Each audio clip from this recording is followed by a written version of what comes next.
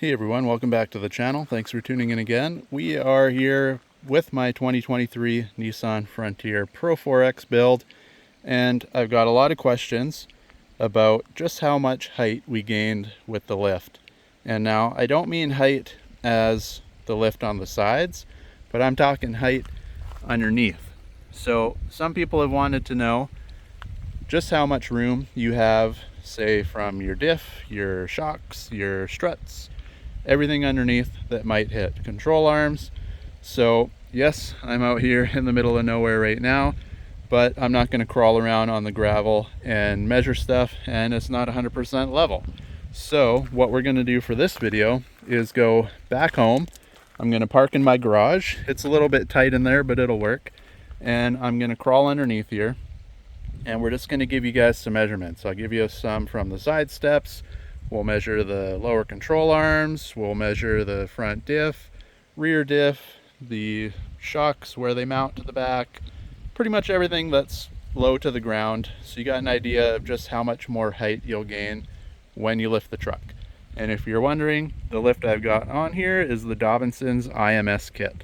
So we've got full, it's your struts, and you can see I also added the upper control arms in there. That's the aluminum stuff shining inside.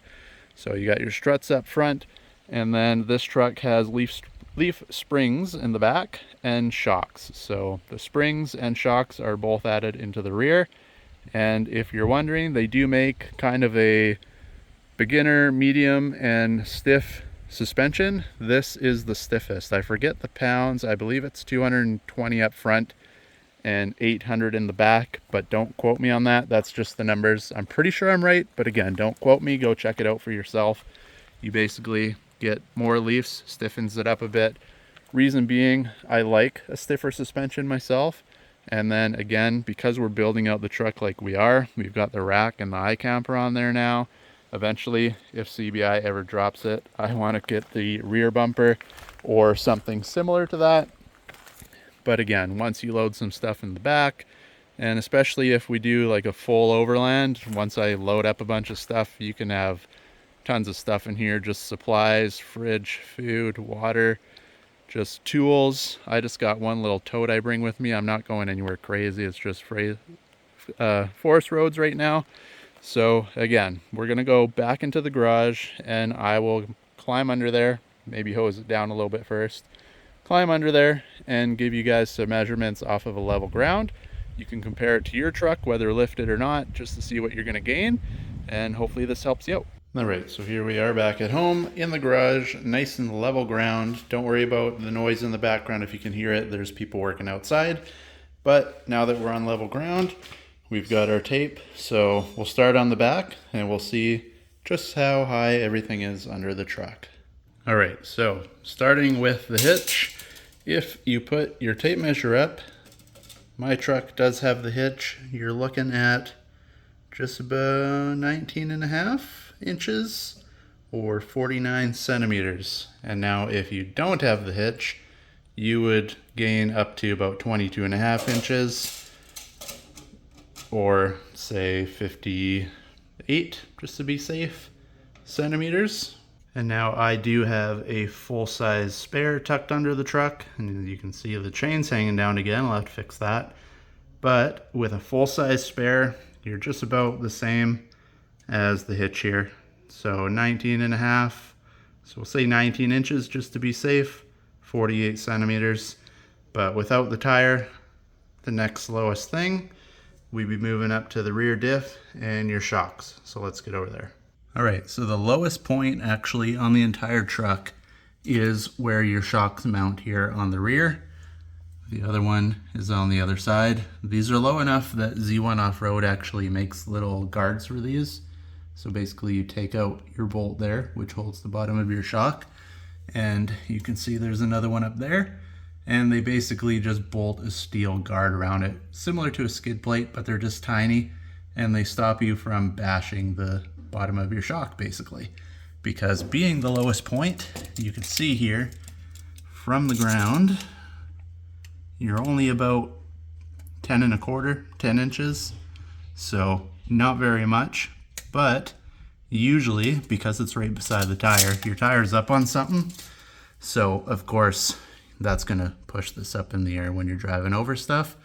But if you're coming over something that is gonna fit under the nose, just barely, you're gonna hit this. And if you don't hit this, when you come over to the diff, which we're gonna measure now, it's not much better. If you look here, back you guys up a little bit, it's pretty much 10.5 right on the dot. So just slightly higher than where your shocks mount, but not by much. Again, 10 inches would be safe. 10.5, you're gonna start knocking things. And then to finish off the back, of course, we have our tailpipe for the exhaust. And if you look down here, about 18.5 inches. So this is the stock exhaust. It's not modified in any way, but you have 18.5 inches of clearance.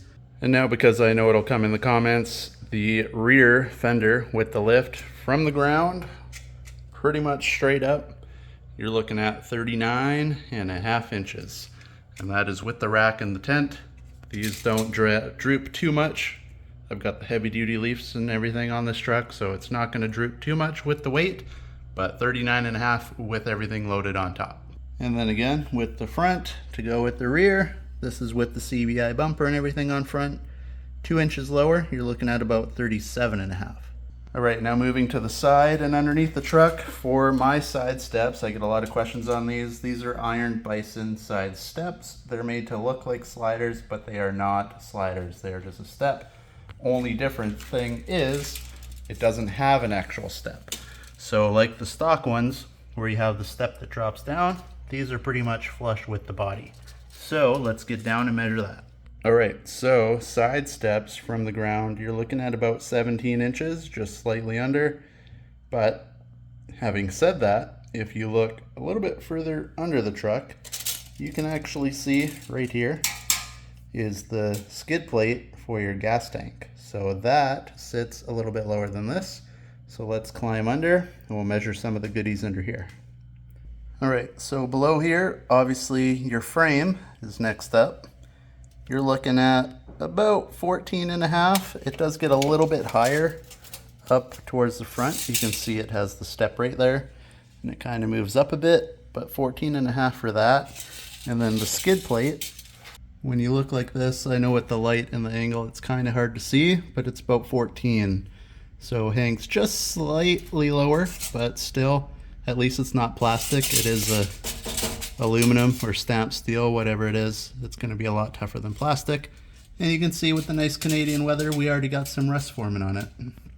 All right, now for everything else on the rear of the truck underneath anyways, you do have your drive shaft, obviously, but that's a little bit above your diff.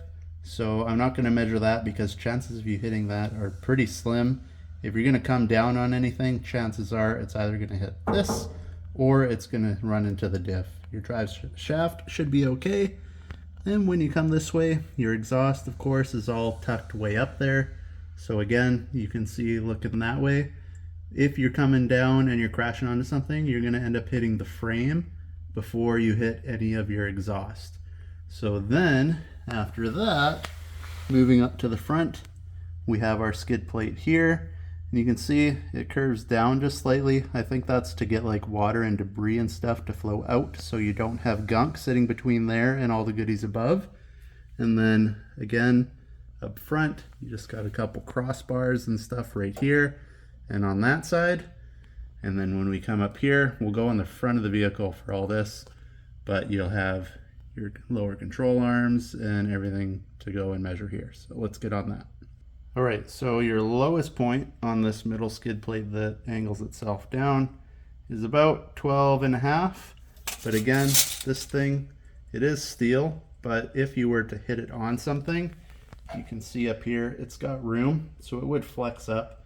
So I wouldn't worry too much about running into stuff like that.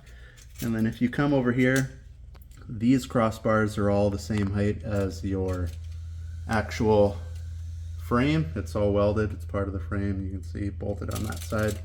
So again, if you're to measure from here to the ground, now this is very awkward to hold and film with one hand, but it comes out to 14 inches. So 14 inches up to the little crossbar, maybe a little bit more, 14 and a quarter. But now that this side is all done, let's move on to the front goodies. All right, so before we get to the front, while we're back here, we'll measure the one cross beam, and this is the beam where the front little skid plate bolts to on the back. You'll have your 2 bolts. That's what we're looking at right here. And if we measure it,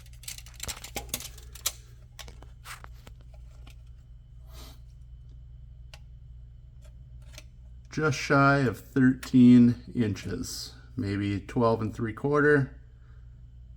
If the phone will focus, you can see. So this bar up here is 13, but again, this drops down with the skid plate, which is easily another inch, but we'll move to the front of the vehicle and we'll work our way back to this point to finish off.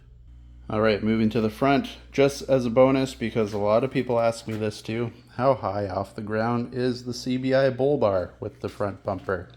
So again, right in the middle from the ground, you are looking at about 31 and a quarter.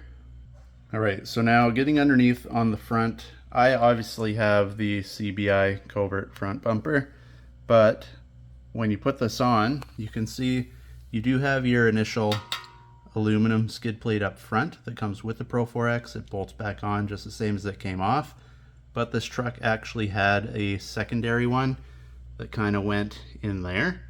It's black. People have been asking if you put that on. The answer is no. This bolts back on, but the secondary one under there will not. But back to the measurements now, to the bottom, if you want to know, of your CBI bumper. In the middle here, you have about 18 and a half. When you come down, very tip top of your aluminum skid plate, you're looking at 16. And then if you come way down to the bottom, so we get to the back of your skid plate, this is the aluminum one again. The very bottom of your front skid plate, you're looking at about 1 foot. So 12 inches, almost right on the nose. And then that goes for everything from here back. Because if you look like this, that skid plate we measured with the crossbar and everything in here, it's all the same height. They've got it all tucked up. Only difference is, like I said, if you're under here on your stock Pro 4X without the bumper mod, you'll have another black skid plate that kind of bolts on to these two, I believe. And it came forward like this, and it tucked up underneath and bolted onto the other bumper. But because we replaced our bumper, that is gone. So the only other thing left that is lower than all of this stuff is when you come over here, the very bottom of your lower control arm. And now this is the lowest point as well on the front of the truck. And you can see from my angle right here, it's pretty much smack dab on 10 inches, maybe just slightly lower. And of course, this thing will flex and do all sorts of things. But while you're sitting on the ground, nice and flat, 10 inches is what you're looking at. And that again is the lowest point of everything on the front of the truck.